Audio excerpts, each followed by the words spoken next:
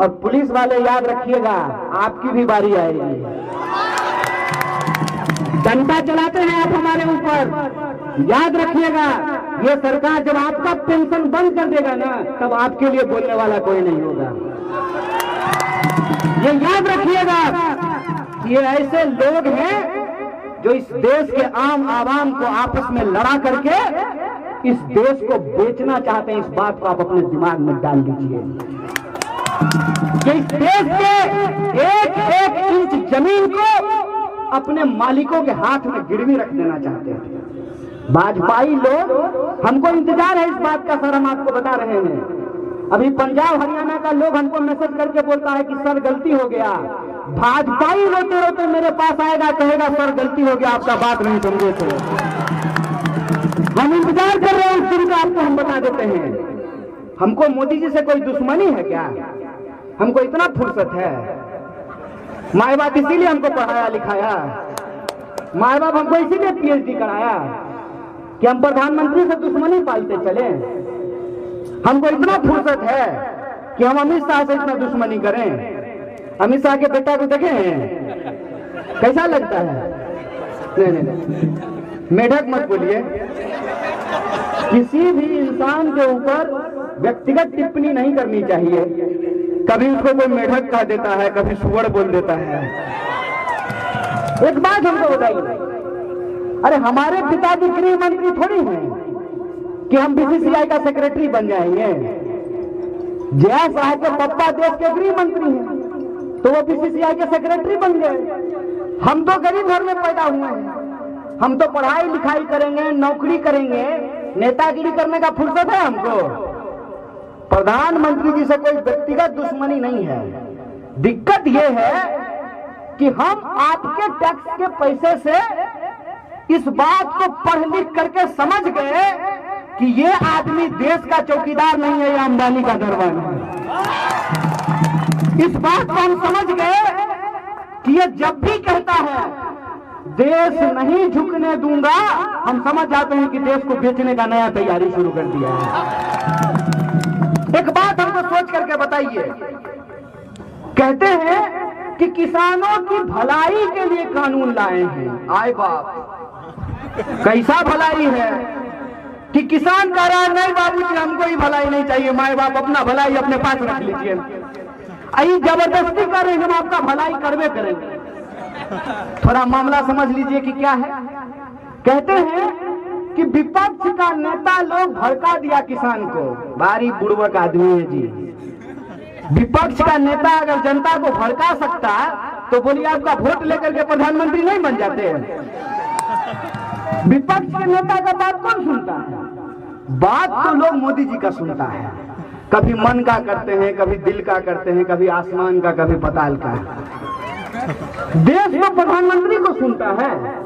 चापलूसी करते करते कोई पत्रकार इतना दूर निकल जाता है कि देश का सबसे लोकप्रिय नेता नहीं बोलता है, विश्व का सबसे लोकप्रिय नेता बोलता है। अरे ठीक है, विश्व के सबसे लोकप्रिय नेता जब इस देश के प्रधानमंत्री हो तो वो अगर एक बात आकर के बोलेंगे और नहीं बोलेंगे तो रो देंगे। जनता तुरंत उनकी बात को समझ जाएगी। एक सवाल जो वो बोल रहे हैं बार बार कि किसान नहीं समझ रहे हैं, तो आप समझा दीजिए। आप अपने कृषि मंत्री को नहीं समझा पा रहे हैं और कह रहे हैं कि देश के किसान नहीं समझ रहे हैं। जब कोई भाजपाई आपको पान के दुकान पर मिले और आपको कहे कि कृषि कानून बहुत अच्छा है, तो कहिए हाँ अफसोस इस बात का है कि आपका कृषि मंत्री नहीं समझ पाई थी। याद है कि नहीं है? कृषि मंत्री इस्तीफा दे चुकी हैं। जब ये कृषि कानून आया तो इसके विरोध में वो एनडीए की कृषि मंत्री थी, कांग्रेस की कृषि मंत्री नहीं थी, वो इस्तीफा देती है। याद है कि नहीं है? शॉर्ट टर्म मेमोरी लॉस नहीं हुआ है ना?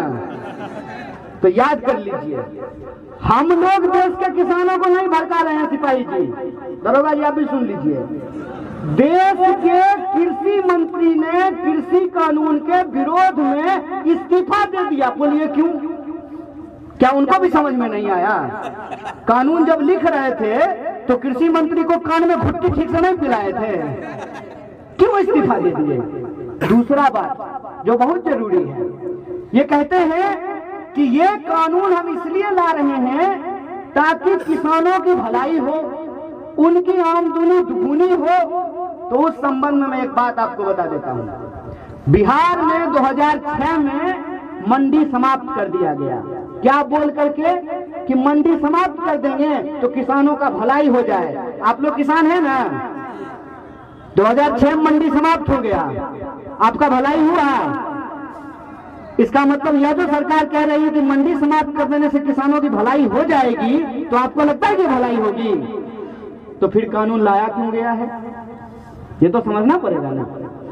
आखिर आनन फानन में ये 3 कृषि कानून इस देश में क्यों लाए गए हैं, इसका कुछ कारण हम लोगों को समझना पड़ेगा। पहला बात तो ये, जो दुकान के बाहर बड़का बड़का बोर्ड लगा होता है सेल सेल सेल, तो बुतरू लेकर के जो बच्चा लेकर के जो माँ बाप जाते हैं बाजार, तो सेल लिखा हुआ दुकान में सबसे पहले घुस जाते हैं। तो वहां देखिएगा लिखा रहेगा 50% free, up to 50%। Up to 50% का मतलब क्या होता है? 50% तक। अब बड़का बड़का जो है ऐड आता है अखबार में कि 30,000 में ही मोटरसाइकिल मिलेगा, हर एक माल 10 रुपया। 30,000 में मोटरसाइकिल मिलेगा और स्टार लगा करके अखबार के कोना में तनी तनी को अक्षर में एकदम माखी मुंडी जैसा लिखा रहता है, शर्तें लागू। कभी आप सोचेंगे कि ये 3 कानून एक साथ क्यों लाया गया है? अरे किसानों की भलाई करनी थी तो एक को कानून ला करके एकदम भरपेट भलाई कर देते किसान का। ये 3 कानून साथ में क्यों लाया गया है? असल खेल यहीं पे है। पहला कानून में ये कह रहे हैं कि मंडी समाप्त कर देंगे, दूसरा कानून में कह रहे हैं कि किसानों के खेत को ठेका पे दे देंगे, और तीसरा कानून में ये कह रहे हैं कि अब एसेंशियल कमोडिटी मतलब आवश्यक वस्तुओं की भी काला बाजारी जायज होगी। समझे? अब समझ लीजिए खेला। पहला में कह रहे हैं कि मंडी समाप्त हो जाएगी, मतलब एमएसपी की गारंटी करना सरकार की जिम्मेवारी नहीं है। प्रधानमंत्री जी आए, वहां समेट करके पार्लियामेंट में बोले एमएसपी था, है और रहेगा। हे गुरुदेव लिख दीजिए एक लाइन कानून में, क्या दिक्कत है? एक लाइन कानून में लिख देने में क्या दिक्कत है? प्रधानमंत्री जी के शब्दों में कि एमएसपी था, है और रहेगा, क्यों नहीं लिख रहे हैं? यहीं पे खेल है। खेल ये है कि मिनिमम सपोर्ट प्राइस है, ये मिनिमम सेलिंग प्राइस नहीं है। जूता के दुकान में जब आप जाते हैं तो आप जूता का दाम तय करते हैं कि दुकानदार तय करता है? बोलिए कौन तय करता है? दुकानदार। किसान अपने फसल का दाम तय कर सकता है? क्यों? टमाटर आप अपने खेत से तोड़ लीजिएगा, हम फैशनेबल के सामने हैं गुरु, हम किस खेती किसानी देखे हैं। टमाटर आप अपने खेत से तोड़ लीजिएगा, बाजार लेकर के जाइएगा, बाजार में जो आपको कीमत मिलेगा उसी कीमत पे आप बेच करके लाइएगा। आपके पास कोई उपाय है? टमाटर को कितना दिन आप घर में रख सकते हैं? टमाटर जो है काला धन तो नहीं है कि उसको गद्दा के नीचे रख देंगे 4-5 साल के लिए, नहीं रख सकते हैं ना। तो टमाटर का दाम हम नहीं तय करेंगे। टमाटर का दाम कौन तय करेगा? खरीदने वाला तय करेगा। इसीलिए सरकार ने यह कानून बनाया था, जिसके बारे में पूर्व कृषि मंत्री आपको बता रहे थे कि मिनिमम सपोर्ट प्राइस तय किया गया कि जिसको खरीदना है खरीदे, कोई दिक्कत नहीं है, लेकिन मिनिमम सपोर्ट प्राइस से कम पे खरीद नहीं होगी। इसका क्या मतलब होता है? इसका यह मतलब होता है कि बीएसएनएल अगर रहेगा ना तो जियो जबरदस्ती धनाधन नहीं कर पाएगा। ये समझ लीजिए। अगर सरकारी स्कूल रहेगा तो जबरदस्ती प्राइवेट स्कूल आपके कॉलर को पकड़ करके आपके बेटा से टाई का दाम नहीं वसूल पाएगा। अगर सरकारी रेलवे रहेगा तो जबरदस्ती बस वाला आपके साथ रंगबाजी नहीं कर पाएगा। इस बात को समझिए कि सरकारी चीज का होना क्यों जरूरी होता है। सरकारी चीज का होना इसलिए जरूरी होता है कि सरकारी चीज के दाम के अनुपात में ही प्राइवेट वालों को अपना दाम रखना पड़ता है। अरे जिसके पास पैसा है वो तो किसी प्राइवेट अस्पताल में जाकर इलाज करा सकता है, जिसके पास पैसा है वो तो किसी प्राइवेट स्कूल में जाकर के अपने बच्चों को पढ़ा सकता है, और जिसके पास पैसा है वो अपने घर पे ही चाहे तो जियो का टावर लगवा सकता है। हो सकता है कि नहीं हो सकता है? स्विमिंग पूल अगर हमको पैसा होगा तो हम घर में स्विमिंग पूल बनवा लेंगे, लेकिन आप अगर नदी बेच दीजिएगा और कल को अगर हम भैंस धोने के लिए जाएंगे तो सिपाही जो वहां डंडा लेके खड़ा हो जाएंगे, पहले टैक्स दो तब भैंस धोने देंगे। इस बात को आप समझिए कि पूरा मामला क्या है। मामला यह है कि बीएसएनएल जब बिक गया, बीएसएनएल जब आज नहीं है तो जियो को आज मन है तो 500 रुपया ले रहा है, और कल मन होगा तो 5000 रुपया लेगा। आप क्या कर लीजिएगा?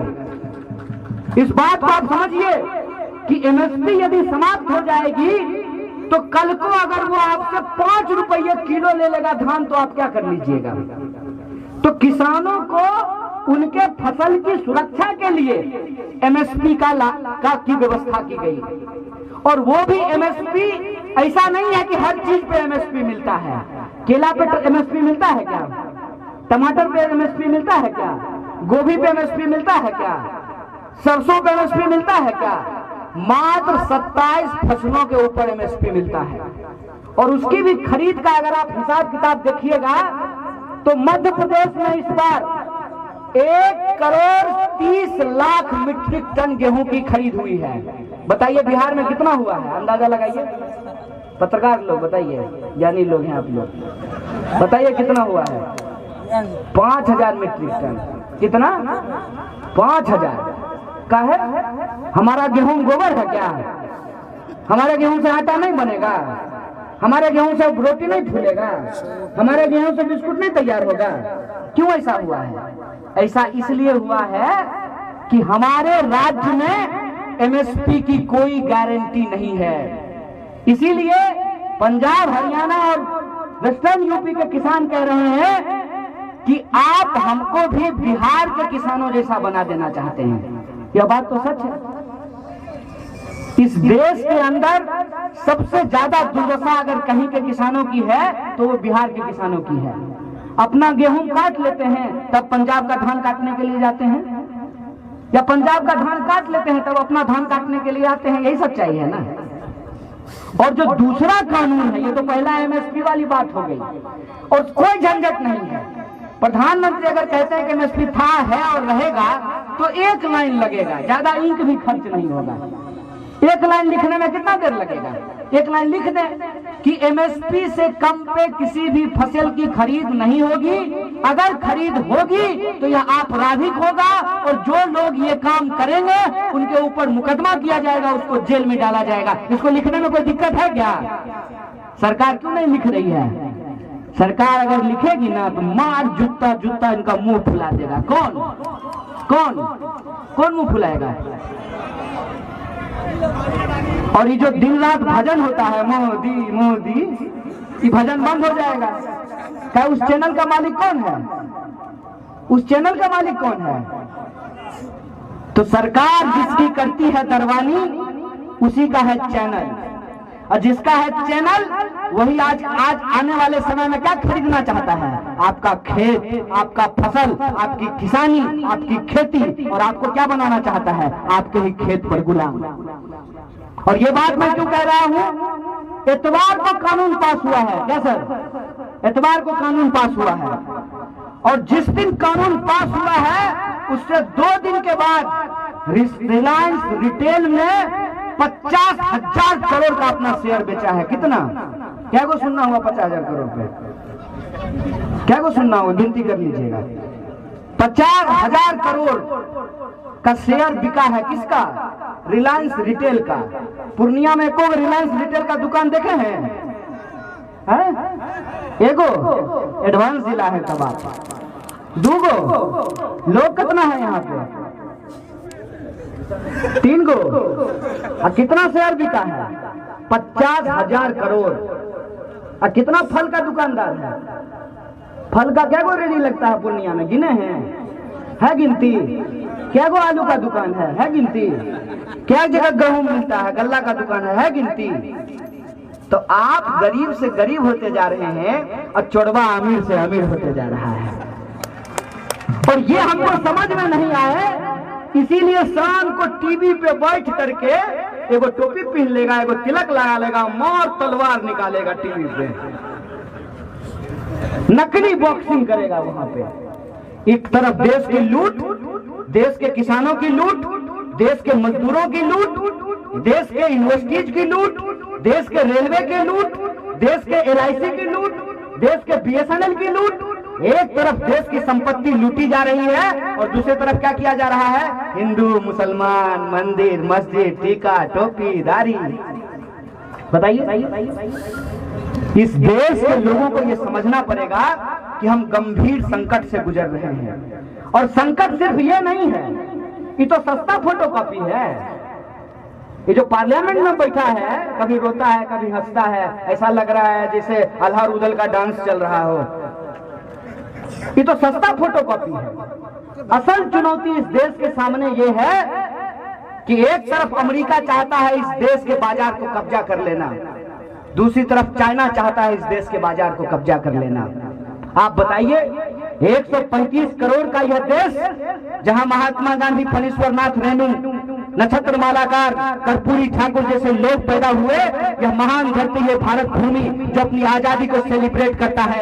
एक तरफ उस देश के 135 करोड़ लोग हैं, उनकी आजादी का सवाल है, दूसरी तरफ ये लुटेरे और बेईमान इस देश को कब्जा कर लेना चाहते हैं। इसीलिए मैं ये कहता हूं कि ये लड़ाई सीधे तौर पर देश बचाने वालों और देश बेचने वालों के बीच में है। आप क्या कर लीजिए कि आप किसके साथ खड़े हैं? ये लड़ाई किसानों और बेईमानों के बीच है। ये लड़ाई हेलीकॉप्टर और ट्रैक्टर के बीच में है। ये लड़ाई आप सीधे तौर पे समझ लीजिए कि एक तरफ वो लोग हैं जो 1947 में हमको आजादी मिली है, जो संविधान ने जो हमको अधिकार दिया है, उस संविधान को बचाने वाले लोग हैं। दूसरे लोग वो हैं जो अंबानी और अदानी के दरवाजे पे आज दरबानी करने के लिए तैयार हैं। आज इस लड़ाई में हर एक इंसान को अपनी पहचान को छोड़ करके एक भारतीय होने के तौर पे इस आंदोलन में शरीक होना चाहिए, उसको अपना समर्थन देना चाहिए, क्योंकि आने वाले वक्त में हम छोटी छोटी चीजों के लिए मुहताज हो जाएंगे। दूसरा कानून क्या है? दूसरा कानून है एसेंशियल कमोडिटी एक्ट। क्या कहता है essential commodity act? Essential commodity act कहता है कि जितना मन करे उतना काला बाजारी कर लो। एक बात बताइए, खेती किसानी करने वाले लोग हैं, जब प्याज की पैदावार होती है, जब केला का पैदावार होता है, जब आम का पैदावार होता है, जब गेहूं की पैदावार, जब धान की, मकई की, मखाना की पैदावार होती है, तो जिसके पास पूंजी होगा तो इलाके का सारा मखाना, सारा गेहूं खरीद सकता है कि नहीं खरीद सकता है? तो पहले कानून ये था कि एक लिमिट के बाद आप किसी भी आवश्यक वस्तु का भंडारण नहीं कर सकते हैं। अगर आप भंडारण कीजिएगा तो दरोगा को जो पावर है तो जाकर के उसके ऊपर छापा मार सकता है। इसीलिए आप सुनते होंगे जब प्याज 80 रुपए किलो हो जाता था तो प्याज के गोदाम पे छापा पड़ता था, पड़ता तक नहीं पड़ता था, और फिर प्याज का दाम घट करके 40 से 20 रुपए पहुंच जाता था। आज के डेट में इन्होंने काला बाजारी को कानूनी अमली जामा पहना दिया है। ये पूरा का पूरा लड़ाई, इसीलिए मैं कहता हूं कि सिर्फ किसान की लड़ाई नहीं है, ये इस देश के आम और आवाम की थाली में रोटी, नमक, प्याज, दाल रहेगा कि नहीं रहेगा, ये उसकी लड़ाई है। इस बात को हमको समझना चाहिए। इसीलिए इस लड़ाई को सिर्फ फार्मर के तौर पर नहीं, बल्कि इस देश में सिटीजन के तौर पे, कंज्यूमर के तौर पे हम लोगों को लड़ना पड़ेगा। बोलिए, इसके लिए आप तैयार हैं कि नहीं है? अगर आप तैयार हैं तो मैं आपको एक भरोसा दिलाना चाहता हूं। ठेकेदारी का जो ये कानून ये लेकर के आए हैं, 3 कानून है, याद रखिएगा। एक, मंडी समाप्त करने का कानून, दूसरा, किसानों के खेत को ठेका प्रथा पे देने का कानून, और तीसरा, जो आवश्यक वस्तु है उसके काला बाजारी को बचाने का ये 3 कानून है। ये फर्क आप समझिए। यह जो ठेकेदारी का कानून है, जिस कंपनी के साथ आप करार कीजिएगा। मान लीजिए आप खस की खेती शुरू करते हैं, आप पिपरमेंट की खेती शुरू करते हैं, आप स्ट्रॉबेरी की खेती शुरू करते हैं, तो वो कंपनी ये बता करके कि आपका प्रोडक्ट जो है वो हमारे स्टैंडर्ड के हिसाब से नहीं है, आपका प्रोडक्ट हमारे स्टैंडर्ड के हिसाब से नहीं है और आपका सामान नहीं लेगा, तो आप बोलिए आप किसके पास बेचने के लिए जाएंगे? तो मजबूरी में कम दाम पे आपको उसी कंपनी को अपना सामान आपको बेचना पड़ेगा। उस नील की खेती के खिलाफ, उस ठेकेदारी के खिलाफ गांधी जी ने अलग जगाया था और उस आंदोलन का नतीजा देखिए कि 47 आते आते अंग्रेजों को भारत छोड़ करके जाना पड़ा। यह बात मैं आपको सिर्फ याद दिलाने के लिए आया हूं कि यह बिहार की धरती है। जितना दिल्ली में हंगामा होना है हो जाने दीजिए। जब तक आंदोलन की अलग पूर्णिया और पटना से नहीं होगी तब तक मोदी का कुछ होने वाला नहीं है। इसीलिए मैं आपसे कहता हूं कि अगर इस लुटेरी सरकार को आप बदलना चाहते हैं तो आंदोलन की आगाज उत्तर प्रदेश के पूर्वी इलाकों से और बिहार की धरती से हमको करना पड़ेगा, तभी हम इस सरकार को उखाड़ करके फेंक सकते हैं। किसानों और मजदूरों के हक और अधिकार के लिए जय जवान जय किसान और जय संविधान के संकल्प को पूरा करने के लिए इस लड़ाई को हम आगे बढ़ा सकते हैं। बोलिए इस लड़ाई में, इस संकल्प में आप लोग एकजुट होने के लिए तैयार हैं कि नहीं है? पक्का है ना? मैं आपको यह बात कहना चाहता हूं कि सरकार का गरुड़ जितना भी क्यों न हो, जब जनता सड़क पर उतरती है तो गरुड़ भी टूट करके गिरता है। इस सरकार का गरुड़ भी तोड़ेंगे और बिहार में, देश में किसानों और जवानों के संकल्प के साथ जय जवान जय किसान और जय संविधान के नारे के साथ इस लड़ाई को आगे बढ़ाएंगे। इन्हीं शब्दों के साथ आप तमाम आयोजकों का और आप तमाम लोगों का शुक्रिया अदा करते हुए, धन्यवाद कहते अपनी बात को खत्म करूंगा। शुक्रिया। इनकलाब जिंदाबाद, हमारी एकता जिंदाबाद।